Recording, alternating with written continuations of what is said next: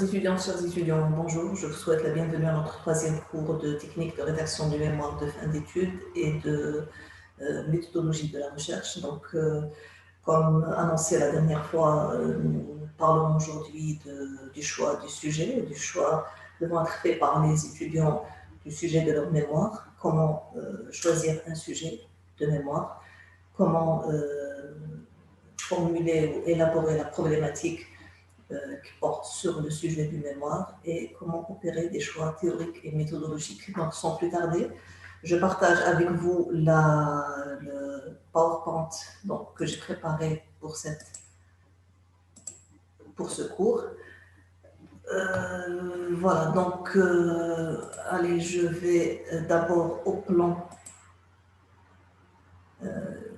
Excusez-moi une minute, je remonte. Alors, voilà. Alors, le plan du cours, délimitation du sujet dans un premier temps, l'élaboration de la problématique, le choix et la justification des orientations théoriques, le choix et la justification des outils méthodologiques. Ensuite, nous allons voir comment planifier sa recherche. Alors, l'état de l'art, je l'avais annoncé la dernière fois, mais je préfère consacrer une séance entière ou un cours entier pour m'étaler sur l'état de l'art sur un sujet ou sur une question, parce que c'est un point très très important qui importe et les masterants, les doctorants, tous ceux qui sont amenés à faire des travaux de recherche. L'état de l'art sur un sujet, la matière, l'état de l'art sur un sujet ou l'état de la recherche sur un sujet, c'est un point très important. Donc je préfère consacrer d'abord plus de temps et tout un cours, même s'il se réduit à une vingtaine à 25 minutes, mais je préfère consacrer tout un cours à ce point-là. Alors, comment et où choisir son sujet de mémoire? Je sais que pour certains étudiants, le choix a été fait des sujets de mémoire. Certains n'ont pas encore bien cerné leur sujet de mémoire. D'autres n'ont pas encore choisi. Et je sais que d'autres étudiants seront amenés dans les prochains jours, peut-être les prochaines semaines, à changer carrément de sujet parce que le choix a été mal fait au départ. Alors, un sujet de mémoire, quels sont les critères qui président au choix d'un sujet de mémoire? Quels sont les critères qui doivent nous guider dans la recherche d'un sujet de mémoire? Alors, vous avez quelques critères que je vous les donne comme ça en théorie, mais vous allez chacun appliquer ça à son sujet, au sujet qu'il a déjà choisi ou au sujet qu'il est en train de choisir ou qu'il n'a pas encore choisi. D'accord? Alors, un sujet de mémoire doit être intéressant, il doit être actuel, précis. Il doit être intéressant, un sujet de mémoire, il doit intéresser la communauté scientifique, je parle de la communauté scientifique, il doit être actuel, plus ou moins actuel, mais d'actualité, c'est intéressant parce que c'est un travail de 40-45 pages, donc il gagne à être d'actualité et à aborder un sujet qui n'a pas été, ou une question qui n'a pas été traitée, ou un aspect d'une question qui n'a pas été traité. Alors, le sujet doit être donc intéressant, actuel, il doit être précis. On a vu la dernière fois que, contrairement au thème qui est vaste, qui est large, le sujet est plus circonscrit, il est plus précis que le thème. Alors, le sujet fera partie de l'identité scientifique de l'étudiant, chercheur, de l'enseignant peut-être qui sera après ou le chercheur qui sera dans le futur. Le mémoire de master fait partie de votre identité scientifique, de votre carrière scientifique, si vous optez pour cette carrière, bien sûr.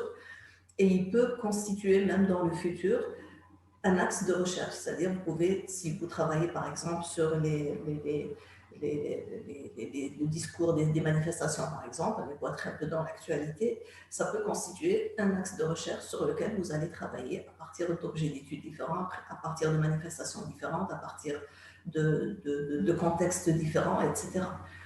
Alors, si vous travaillez sur la communication, sur la publicité, par exemple, l'argumentation dans la publicité, c'est la même chose. C'est-à-dire que vous pouvez être amené à travailler sur différentes publicités, dans différentes langues, dans différents contextes, numériques, ordinaires, par exemple, et vous faites de ce sujet un axe de recherche, un centre d'intérêt, parmi d'autres.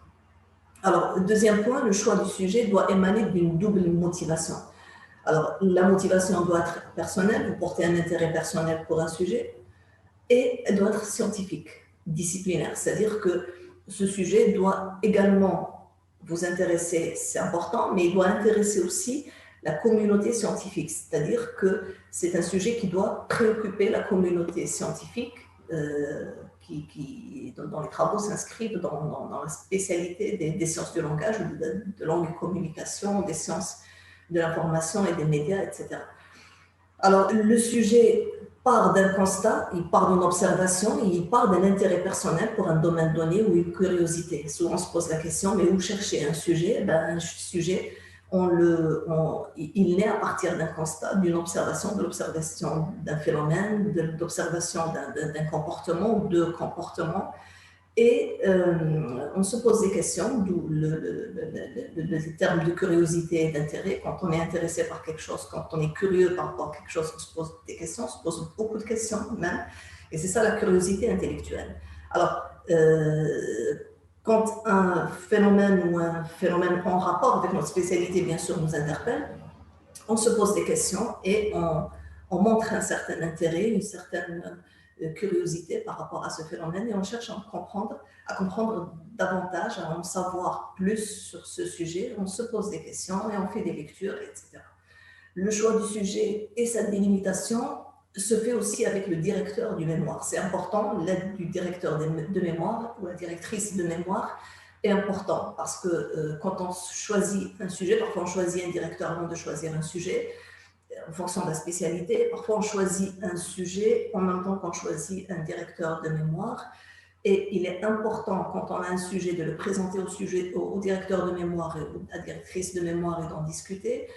Et si on n'a pas de sujet, on peut aussi discuter avec le directeur de mémoire ou la directrice de mémoire pour essayer de cerner le sujet, pour trouver un sujet intéressant. Du point de vue scientifique, bien sûr. Alors, il peut émaner aussi le sujet de lecture antérieure ou inspiré par les cours dispensés dans le cadre du cursus universitaire de l'étudiant, c'est-à-dire dans le cadre de votre formation. Vous avez suivi des cours, vous avez fait des lectures, vous avez fait des lectures d'articles, d'ouvrages, et un sujet peut être suggéré par ces lectures, peut être inspiré par ses lectures, par ses cours, etc. Or, il peut aussi, le sujet, correspondre à un choix de carrière professionnelle ou un projet de recherche futur. C'est-à-dire, ça peut être en rapport avec avec ce que vous comptez exercer comme métier plus tard ou ce que vous comptez faire plus tard, comme poursuivre comme recherche, par exemple. Et donc, s'il y a un thème précis ou un sujet précis qui vous intéresse, il peut être en lien avec vous pouvez choisir le sujet, pour être plus exact, en lien avec votre projet de carrière, votre projet futur. Le sujet doit aussi répondre à un besoin et apporter de nouveaux éléments d'information afin d'approfondir la connaissance dans un domaine donné. Ça, on l'a dit la dernière fois. Un sujet doit apporter des choses nouvelles, des connaissances nouvelles sur un sujet. Le sujet peut avoir été déjà traité, mais l'originalité du sujet réside dans le fait de s'intéresser à des aspects plus détaillés de ce sujet. On va le voir après. Donc, le sujet doit pouvoir remédier à un problème, identifier des facteurs de crise, des facteurs de tension.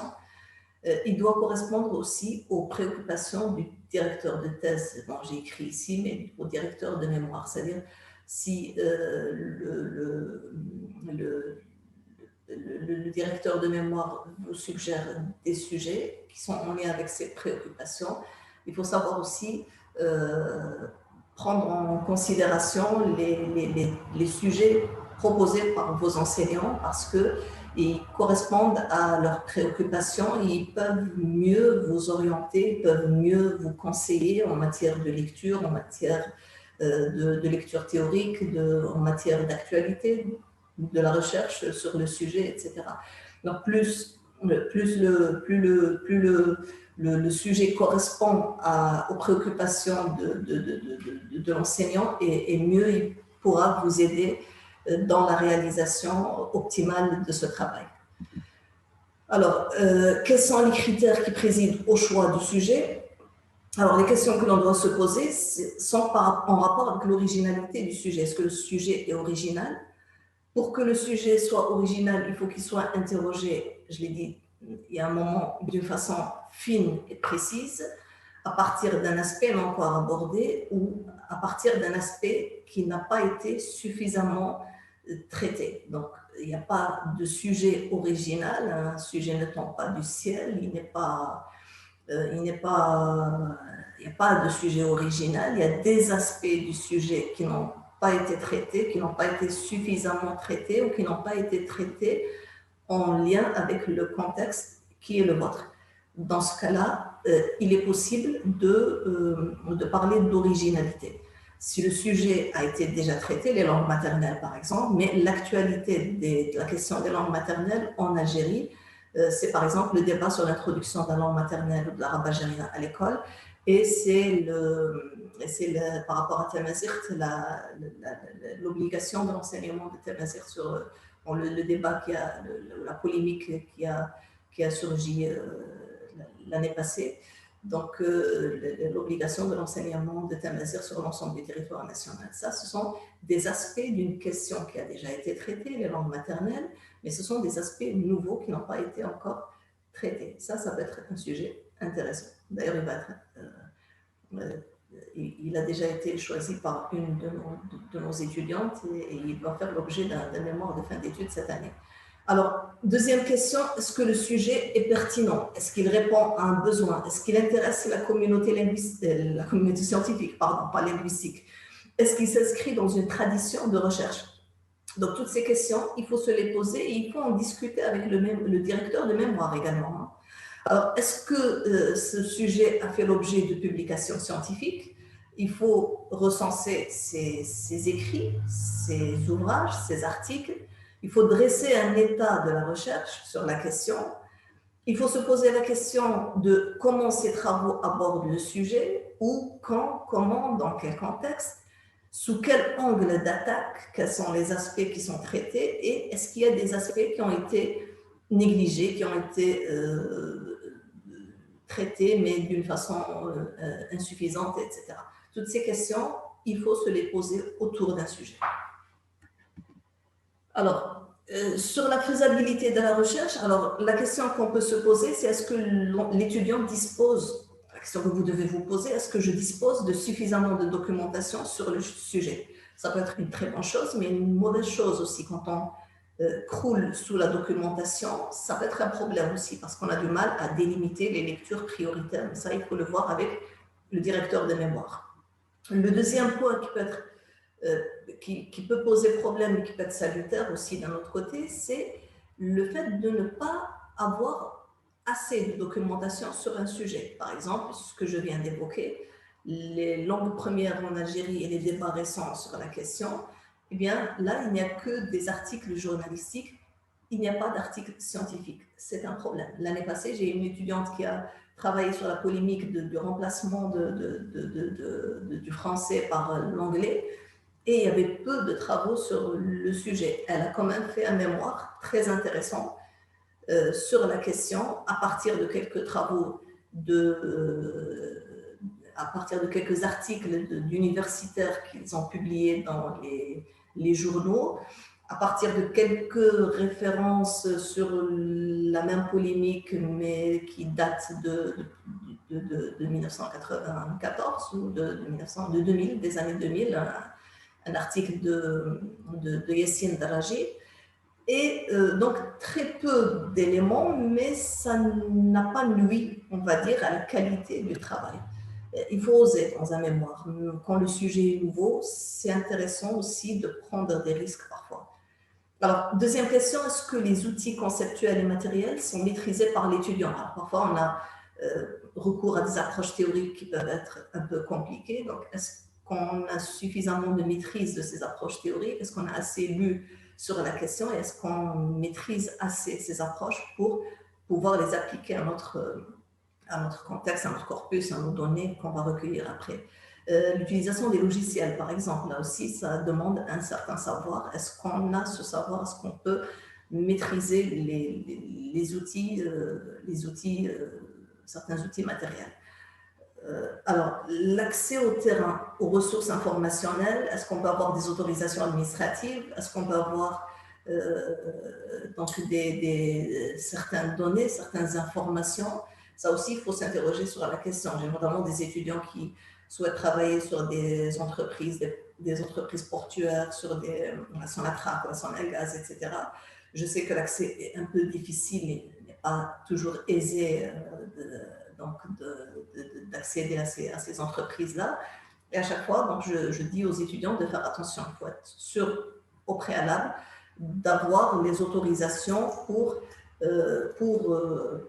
pouvoir commencer la recherche. Parce que dans certains cas, l'étudiant commence à élaborer ses outils de recherche, à faire des lectures, il a déjà choisi son sujet, il attend quelques mois et il se rend compte par la suite que finalement, l'accès à cette administration ne lui sera pas possible et donc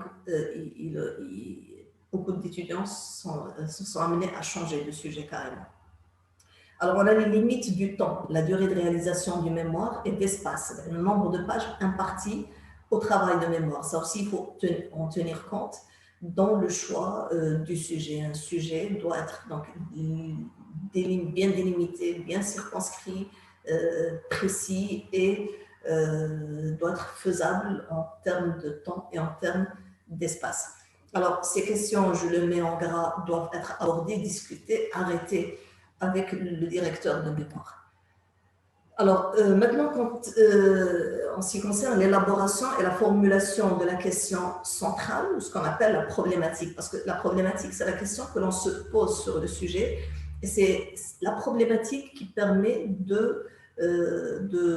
d'affiner le sujet ou d'aborder ou de s'interroger sur un aspect du sujet, d'où son importance. Elle est capitale, elle est centrale, et on va le voir, qu'est-ce qu'une problématique, comment l'élaborer. Alors la problématique, c'est une question centrale, c'est une question de fond qui porte à l'intérieur d'un champ disciplinaire donné sur un sujet. Donc, dans notre cas, les sciences du langage, les sciences de l'information et de la communication. La problématique permet d'affiner le sujet, de le préciser. Alors, une bonne problématique, elle permet de porter un regard nouveau sur un sujet qui peut-être a déjà été traité, d'interroger un aspect peu ou pas suffisamment traité. Je l'ai dit tout à l'heure, je le répète. Alors, Michel Beau dit que la question principale doit être cruciale, centrale, essentielle par rapport au sujet choisi.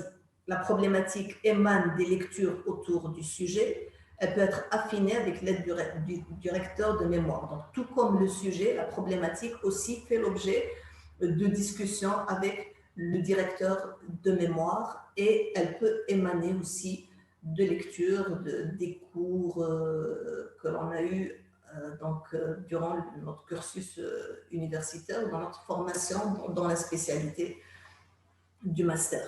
La problématique naît d'un questionnement, elle est inspirée par des lectures et des discussions à partir de ces lectures, soit avec votre directeur, directrice de mémoire ou avec vos camarades de promotion aussi, ou avec d'autres personnes, avec d'autres enseignants aussi, c'est possible. Alors, un aspect du sujet doit être interrogé et identifié.